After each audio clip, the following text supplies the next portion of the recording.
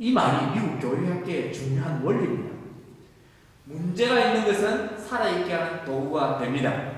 그것은 저와 여러분에게도 마찬가지입니다. 성도에게 문제가 있다는 것은 그것 때문에 엎드리게 하고 하나님을 붙들게 하고 십자가 앞에 다시 나오고 자신의 신앙을 다시 점검하고 그래서 하나님을 바라보게 하면서 하나님께서 우리의 신앙을 연단시키고 더 큰 믿음의 그릇을 만드셔서 우리에게 반드시 그기에 합당한 축복을 담도록 해주십니다. 그럼 우리 여러분의 찾아오는 모습도 여러분이 그것이 여러분에게 모습이 아니라 하나님 여러분을 지금 연단하시는 과정임을 믿으시고 그 연단의 과정을 잘 통과하시는 주의 이름으로 축원합니다. 마지막 세 번째로 모습은 우리가 보기의 모습이지 실제는 그것이 우리에게 뭐가 되느냐면 인도하심. 하나님이 뭐라고요?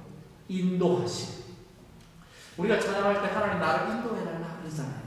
근데 하나님이 어떻게 인도하시느냐면 하나님이 우리를 인도할 때 다양한 방법을 사용하시는데 하나님의 모순과 실패를 통해서 인도하십니다. 그게 오늘 본문 이야기입니다. 오늘 본문에 보면 창세기 26장 12절에 보면 이삭이 그 땅에서 농사하여 그의 백배나 얻었고 여호와께서 복을 주셨다 그렇게 되어 있어요. 여기에 그 해라는 말은 어떤 해냐면 26장 1절에 가보면 기근이 든 해입니다. 이게 아주 재밌는 이야기예요. 자 보세요. 블레셋 땅에 기근이 들었는데 기근이 든 해에 이삭이 농사를 했더니 열매가 어떻게 거둬졌어요? 100배가 거둬졌어요. 여러분 이것은 기적인 하나님의 은혜입니다. 자 하나님의 사람에게는 사회가 어렵고 경제가 어려워도 하나님이 그와 함께 하시면 아무리 환경이 안 좋아도 하나님이 함께 하시면 반드시 하나님의 축복이 있는 것을 여러분 믿으셔야 됩니다. 이삭이 그런 축복을 받았어요. 그런데 이삭에게 축복만 있었던 것이 아니라 이삭에게 문제가 있었습니다. 그 어려움이 있었다는 거죠. 축복도 주어졌는데 축복을 받아서 이삭이 거부가 되자 원래 이스라엘 백성은 목축민이었기 때문에 농사된 열매를 가지고 이 소나 양떼를 이렇게 바꿨어요. 그리고 목축을 했습니다. 목축을 해서 많은 가축이 생기니까 자연이 종들도 많아지고 그리고는 반드시 필요한 것이 우물이었습니다. 그런데 블레셋 사람이 쫓아내었잖아요. 아까 같이 보았듯이 쫓아내서 우물을 찾았더니 또 그럴 사람이 와서 또 쫓아내서 우물을 메우고 또 다른 데 옮겨서 우물을 찾는데 힘들게 우물을 팠는데 또 그럴 사람이 와서 쫓아내서 우물을 메우고 하나님의 축복도 있지만 하나님의 사람에게 이 땅에 살면서 어려움도 찾아온다는 것입니다. 이것이 모순이죠. 그런데 놀랍게도 그 다음 구절에 보면 뭐라고 하느냐 이렇게 말씀하고 있습니다. 22절을 봅시다. 자, 우리 22절 다 같이 한번 읽어봅니다. 시작.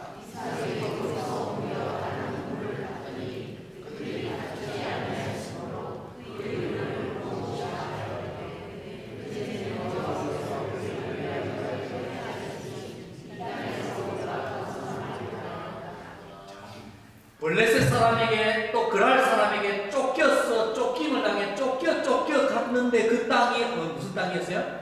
로봇이었어요. 로봇에 가보니까 그 땅이 어떤 땅이었냐면 굉장히 넓은 좋은 땅이었습니다. 로봇이라는 이름 자체가 뜻이 넓은 곳이라는 것이에요. 근데 이삭이 눈을 들어보니까 그 땅이 너무 좋은 땅이에요. 자, 하나님은 처음부터 이삭이 블레셋 사람이 준 땅에 계속해서 사는 걸 원하지 않으셨어요. 블레셋이 허락한 땅은 블레셋 사람들은 마음이 별로 안 좋았기 때문에 절대 이삭에게 좋은 땅을 주지 않았습니다.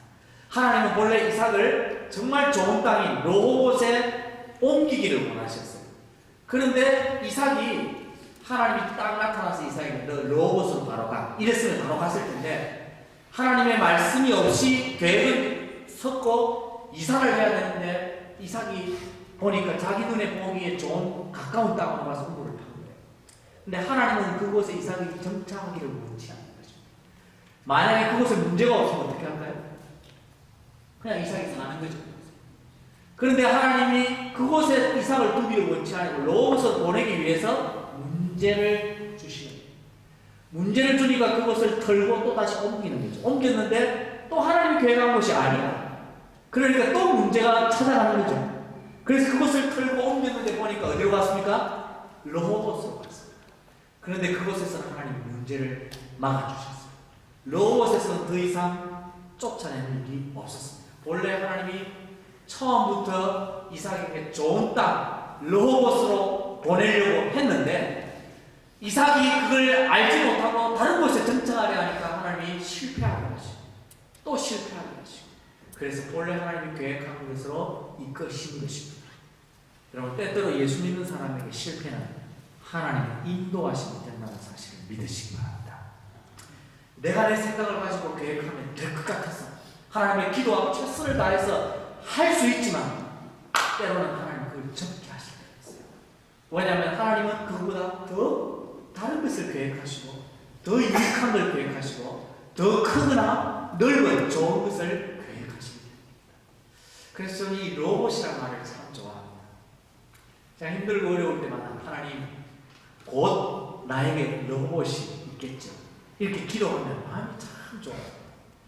여러분 하나님께서 여러분의 삶 속에 때때로 자신이 원하는 것과 다른 것들을 여러분에게 주신다고 생각할 때 하나님 그것으로 끝이 아니라 하나님은 여러분에게 더 좋은 것을 계획하시기 위해서 현재를 때때로 실패하게 하신다는 것을 여러분이 붙들어야 돼요. 하나님을 인도하시니 그렇습니다. 어떤 때는 이삭이 농사를 지어서 100배를 얻는 만큼 순풍으로 인도하시고 어떤 때는 우물을 빼앗기는 역풍으로 인도하셔서 그러나 그것을 하나님이 더 좋은 것을 인도해 가십니다. 옛날 어르신들이 좋아하는 찬양입니다. 제가 나중에 알았는데 저희 부친 목사님이 이 찬양을 참 좋아했대요. 찬양하면 됩시다. 자, 이 찬양 가사가 굉장히 은혜롭습니다. 1절은 고요한 바다로 저 천국 향할 때 주에게 순풍 주시니 참 감사합니다. 옛날 찬송 503장, 새 찬송은 373장인데 자, 1절을 잘 보세요. 고요한 바다로 저 천국 향할 때 주님이 어떤 걸 주셔요? 순풍을 주십니다. 그래서 잘 편안하게 가게 해주셔요. 근데 2절에 보면은 큰 물결 일어나 나 쉬지 못하나 이 풍랑으로 인하여 더 빨리 갑니다. 얼마나 놀라운 가사예요. 풍랑이 일어서 파손하는 게 아니라 뭐 한다고요? 더 빨리 갑니다. 자, 우리 한번 찬양해 봅시다.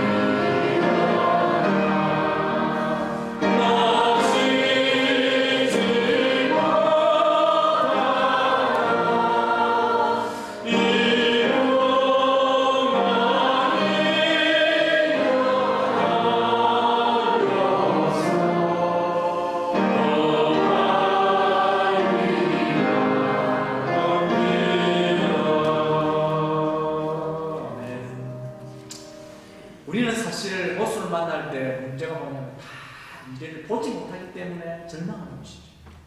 그러나 모든 걸 다 아시는 하나님께서는 그 모습 뒤에 반드시 좋은 것을 약속하고 있다는 것입니다. 하나님께서 이스라엘 백성을 출애굽시켜서 이끌어 나오실 때 출애굽이라고 하는 위대한 일들을 10가지 재앙을 통해서 이끌어내셨지만 그들이 홍해를 만났습니다. 홍해를 만날 때 이스라엘 백성은 절망했어요. 그렇지만 하나님은 사람이 생각하지 못하는 방법으로 홍해를 갈라버렸어요. 그 홍해를 가른다는 것은 사람들이 생각하지 못한다는 거예요. 그러나 하나님은 뭐 하시는 분이기 때문에?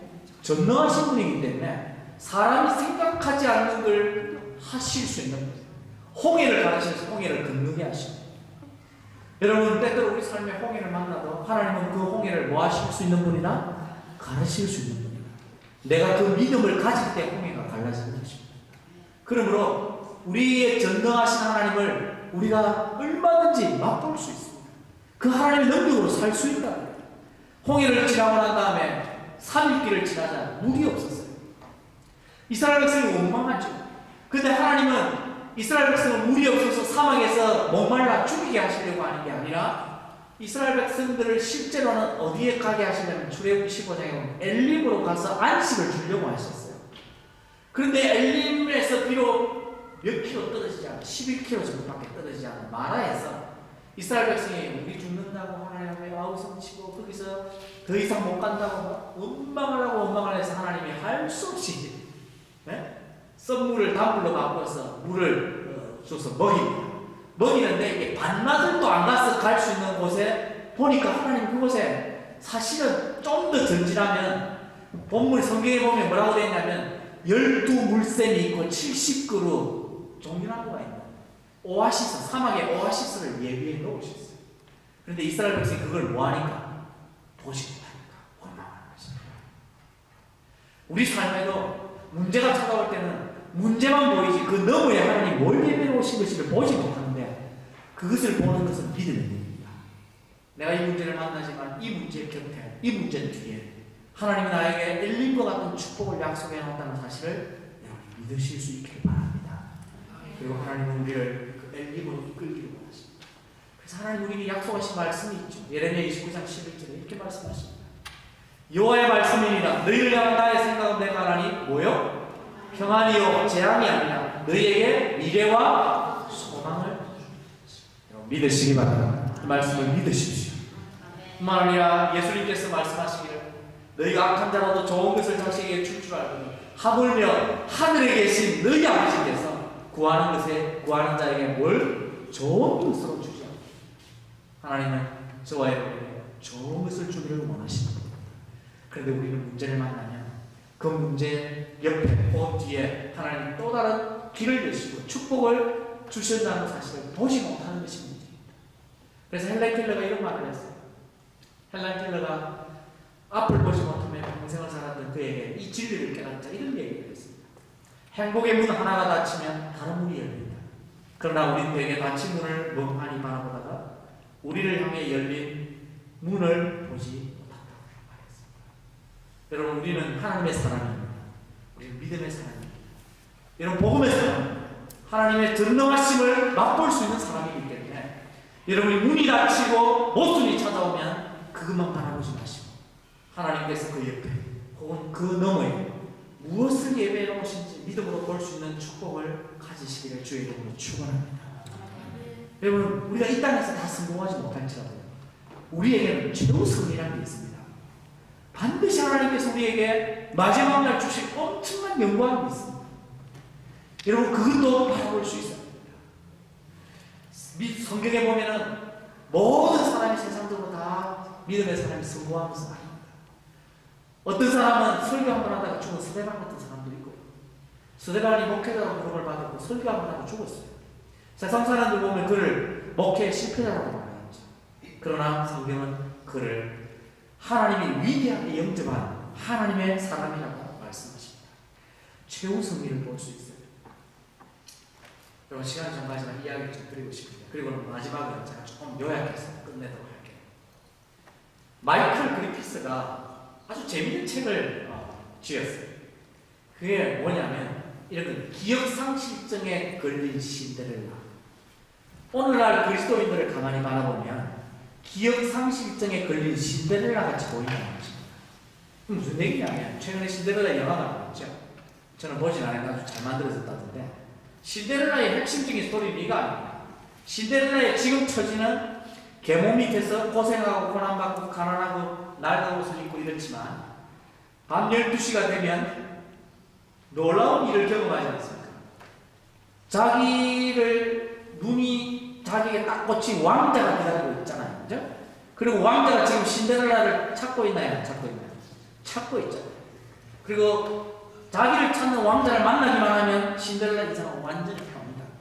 그러나 찾김을 당하기까지 신데렐라는 현실은 뭐냐면 계모에게 핍박받고 고난받고 말로 다 할 수 없는 어려움을 겪는 거죠. 그런데 신데렐라는 밤 12시 이전을 경험한 사람입니다. 그죠? 그런데 그에게 왕자와 내가 춤을 췄고 그 왕자가 나를 찾고 있다는 걸 알면 현재의 어려움을 어렵지 않게 지날 수 있어요. 그런데 왕자를 잊어버리면 자기 현재의 신세를 한탄하면서 살 수 있습니다. 이 마이클 그리피스가 꼭 그 이야기를 하면서 오늘날 그리스도인들은 마치 기억상실증에 걸린 신데렐라, 모든 복음의 사람, 하나님의 사람에게는 우리의 신랑 되신 예수 그리스도가 영광스럽게 마지막 날 우리를 혼잔치에 참여해서 하나님의 영광을 보게 할 그 약속을 우리에게 주고 있는데, 오늘날 이 땅에 사는 그리스도인들이 이 땅의 현실과 어려움 때문에 마치 기억상실증에 걸린 신데렐라처럼 그 약속을 기억하지 못한다. 그리고 보지 못한다. 그래서 소망 가운데 사는 것이 아니라 절망 가운데 산다는 것입니다. 여러분, 하나님 말씀 앞에서 여러분 기억상실증에 걸린 신데렐라가 되지 마시기 바랍니다. 하나님의 모든 약속을 진실로 믿음으로 바라보고 확신하며 사는 그런 성도들이 되시기를 주의 이름으로 축원합니다.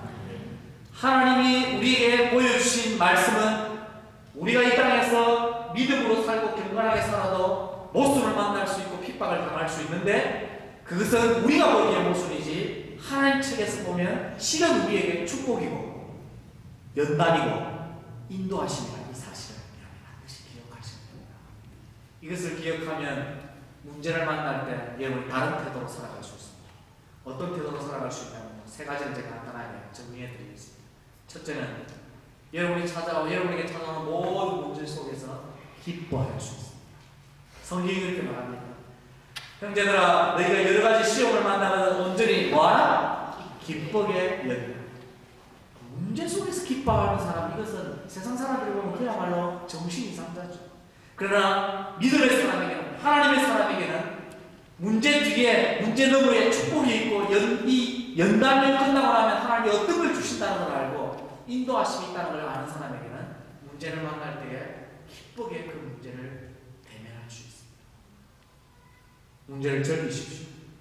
그 문제가 클수록 하나님이 더 큰 걸 예배해 놓으십니다.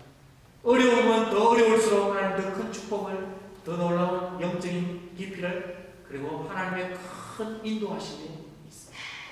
두 번째는 이런 영적 안목을 가지면 하나님의 최종 약속이 성취되기까지 인내할 수 있습니다. 여러분, 믿음은요, 인내가 함께 동반되어야 됩니다. 히브리서에 보면 히브리서 기사가 이렇게 얘기하죠. 그러므로 너희 담대함을 버리지 말라. 이것이 큰 상을 얻게 하느니라. 너희에게 뭐가 필요하면? 인내가 필요하다. 너희가 하나님의 뜻을 행한 후에 약속을 받기 위함이라. 믿음의 뒷걸음질을 치지 않고 믿음으로 계속 문제 속에서 살아가면 반드시 하나님의 약속을 받게 되어 있습니다. 왜? 하나님의 약속은, 모든 약속은 성취되기 때문입니다. 그래서 우리에게 최후 승리가 있고 반드시 하나님이 우리를 통해 놀라운 일들을 행하실 것입니다. 마지막 세 번째는 우리가 이런 믿음의 원리를 가지고 살면 기뻐할 수도 있고 인내할 수도 있지만 또한 동시에 문제 속에서 하나님을 찬양하며 살 수 있습니다. 어두운 때에 노래할 수 있는 사람이 바로 믿음의 사람이지 않습니까? 바울이 복음을 위해 빌립보에서 열심히 수고했지만 귀신 들린 여종을 하나 고쳤다고 감옥에 갇히게 됩니다. 그때 바울이 원망하지 않고, 하나님을 원망하지 않고 바울과 시다가 그 감옥에서 뭐하고 뭐 했어요? 기도하고 찬양하니까 하나님 또 다른 기적을 여시고 오문을 여시고 한 간수의 가족을 다 구원하시는 놀라운 역사를 베풉니다. 우리도 어려움 속에서 찬양하면 하나님께서 우리를 묶어놓았던 족쇄들을 풀어주시고 사슬들을 푸시고 우리를 자유케 하는 축복이 우리 가운데 있게 될 것입니다. 말씀을 믿습니다. 사랑하는 성도 여러분, 우리가 아무리 온전한 믿음을 가지고 있어도 이 땅에 사는 동안에는 반드시 문제가 있기 마련입니다. 우리에게는 앞으로 계속해서 모순이 있을 것이고 어려움이 있을 수 있습니다. 하지만 그 모순을 만날 때마다 그 모순 앞에 좌절하고 낙심하고 불신하고 반항하지 마시고 내게 찾아오는 모든 문제의 모순은 내가 보기에 모순이지, 세상 사람들에게 보기에 모순이지, 하나님 보시기에는 이것이 축복이요 나를 연단하신 것이요 인도하시는 것임을 믿으시고 문제를 만날 때마다 기뻐하시고 인내하시고 그 하나님을 찬양하시고 여러분의 삶 속에서도 이런 놀라운 하나님의 약속, 축복을 경험하는 복된 성도들 되시기를 주님의 이름으로 축원합니다. 네, 우리 시간 같이 한번 동성으로 기도합시다. 한 2, 3분 동안 사회자체장 나오실 때까지 함께 내 삶 속에 하나님 이 말씀이 남은 나의 삶의 지침이 되게 하시고 내가 어떤 어려움 속에서 하나님을 원망하지 아니하고 믿음의 뒷걸음질을 치지 아니하고 내가 어떤 우리의 가정, 우리의 자녀, 내 인생 속에 우리의 교회 속에 어떤 모습 가운데서 믿음으로 행할 수 있게 됩니다. 다 같이 한번 동성으로 나가시 기도하겠습니다. 하나님 아버지 감사합니다. 우리에게 약속을 주시고 말씀을 주시고 우리에게 많은 증거들을 주시니 감사합니다. 우리 땅에 사는 동안 우리의 믿음이 공허한 가운데 환난 속에서 하나님 낙심하지 않고 좌절하지 않고 하나님 앞에 믿음의 성도들과 같은 믿음을 주시옵소서. 위하여 믿음으로 축복을 믿음으로 연단을 믿음으로 인도하시고 맡겨주시고 저희들 될 수 있게 하시고 성도들의 개인과 그들의 가정과 그들의 자녀와 우리 교회 속에 있는 모든 문제와 어려움 가운데서 하나님 이런 놀라운 축복을 인도하고 살아가시고 도와주시옵소서. 하나님 우리 성도들을 마지막까지 하나님의 뜻 가운데서 인도해 주시고 이들을 사용하시고 주님 이들을 이 땅에 복의 권한이 되게 해 주시옵소서. 전능하신 하나님, 이들 하나님의 자녀로 복음의 사람으로 십자가를 믿는 자로서 하나님의 능력을 이 땅에서 경험하고 살기를 원합니다. 현실은 모순이고 현실은 문제로 가득하지만 그 모든 것 뒤에 하나님이 계획해 놓으신 축복과 연단과 그리고 인도하심이 있는 것을 믿고 이 땅에서 모든 문제 앞에서 믿음으로 행할 수 있는 성도들이 되게 하여 주시옵소서. 그들의 가정에도 또한 이 교회에도 이 말씀이 지침이 되어서 주님 부르시는 그날까지 모든 도전, 모든 어려움, 모든 모습 속에서 항상 승리하시고 또한 최후 승리를 얻는 그런 복된 성도들로 삼아 주시옵소서. 예수님의 이름으로